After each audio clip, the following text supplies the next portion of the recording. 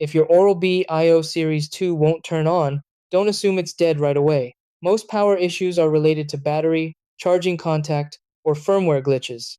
Start with a basic reset. Remove the toothbrush from the charging base, then press and hold the power button for 10 to 15 seconds. After that, place it back on the charger and let it charge for a full 24 hours before testing again. If that doesn't work, try a deep charge protocol. Clean the charging contacts on both the handle and the base with a dry cloth. Ensure proper magnetic alignment and leave it charging for 48 hours without interruption. For persistent issues, perform a factory reset.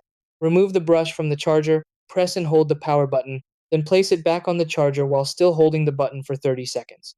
Release and allow a full charge cycle. If the device is under 2 years old and still unresponsive, shows drastic battery loss, or has visible damage, contact Oral-B support for warranty assistance. To prevent future issues, avoid daily overcharging, store at room temperature, and clean charging contacts regularly.